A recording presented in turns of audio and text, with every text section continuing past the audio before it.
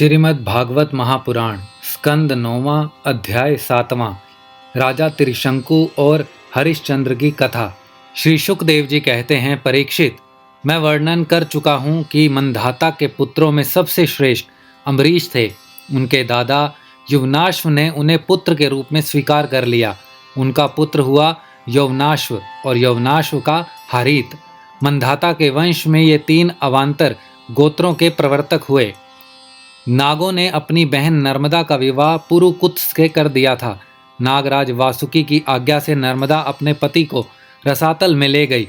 वहां भगवान की शक्ति से संपन्न होकर पुरुकुत्स ने वध करने योग्य गंधर्वों को मार डाला। इस पर नागराज ने प्रसन्न होकर पुरुकुत्स को वर दिया कि जो इस प्रसंग का स्मरण करेगा वह सर्पों से निर्भय हो जाएगा। राजा पुरुकुत्स का पुत्र त्रसदस्यु था। उसके पुत्र हुए अनरण्य, अनरण्य के हर्षव, उसके अरुण और अरुण के त्रिबंधन हुए। त्रिबंधन के पुत्र सत्यव्रत हुए।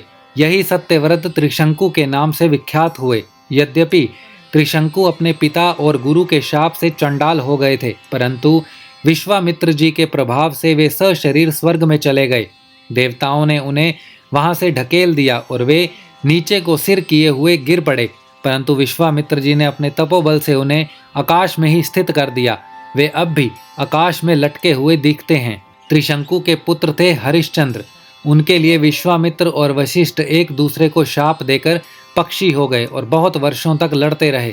हरिश्चंद्र के कोई संतान न थी, इससे वे बहुत उदास रहा करते थे। नारद के उपदेश से वे वरुण देवता की शरण में गए और उनसे प्रार्थना की कि प्रभो, मुझे पुत्र प्राप्त हो।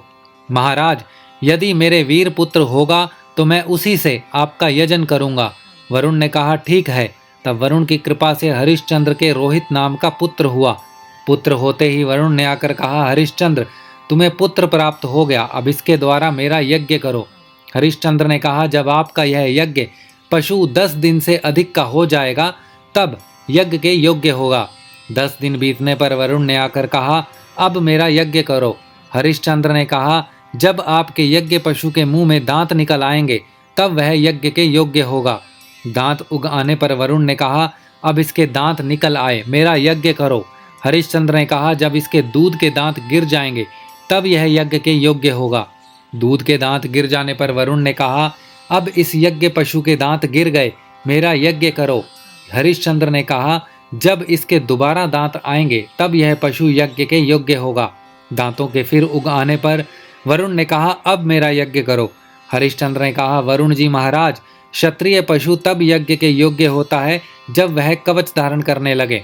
परीक्षित, इस प्रकार राजा हरिश्चंद्र पुत्र के प्रेम से हीला हवाला करके समय टालते रहे। इसका कारण यह था कि पुत्र स्नेह की फांसी ने उनके हृदय को जकड़ लिया।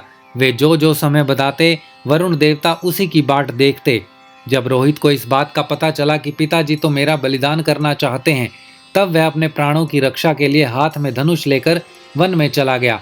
कुछ दिनों बाद उसे मालूम हुआ कि वरुण देवता ने रुष्ट होकर मेरे पिताजी पर आक्रमण किया है, जिसके कारण वे महोदर रोग से पीड़ित हो रहे हैं। तब रोहित अपने नगर की ओर चल पड़ा, परंतु इंद्र ने आकर उसे रोक दिया। उसने कहा, बेटा रोहित, यज्ञ पशु बनकर मरने की अपेक्षा तो पवित्र तीर्थ और क्षेत्रों का सेवन करते हुए पृथ्वी में विचरना ही अच्छा है। इंद्र की बात मानकर वह 1 वर्ष तक और वन में ही रहा। इसी प्रकार दूसरे, तीसरे, चौथे और 5वें वर्ष भी रोहित ने अपने पिता के पास जाने का विचार किया, परंतु बूढ़े ब्राह्मण का वेश धारण कर हर बार इंद्र आते और उसे रोक देते। इस प्रकार 6 वर्ष तक रोहित वन में ही रहा। 7वें वर्ष जब वह अपने नगर को लौटने लगा तब उसने अजीगत से उनके मंझले पुत्र शूनशेप को मोल ले लिया और उसे यज्ञ पशु बनाने के लिए अपने पिता को सौंपकर उनके चरणों में नमस्कार किया। तब परम यशस्वी एवं श्रेष्ठ चरित्र वाले राजा हरिश्चंद्र ने महोदर रोग से छूटकर पुरुष मेघ यज्ञ द्वारा वरुण आदि देवताओं का यजन किया।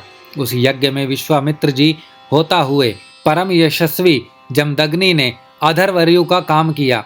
वशिष्ठ जी ब्रह्मा बने और अयासु मणि समागान करने वाले उदाता बने।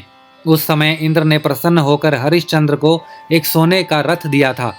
परीक्षित, आगे चलकर मैं संक्षेप का महात्म्य वर्णन करूंगा। हरिश्चंद्र को अपनी पत्नी के साथ सत्य में दृढ़ता पूर्वक स्थित देखकर विश्वामित्र जी बहुत प्रसन्न हुए। उन्होंने उन्हें उस यज्ञ का उपदेश किया जिसका कभी नाश नहीं होता।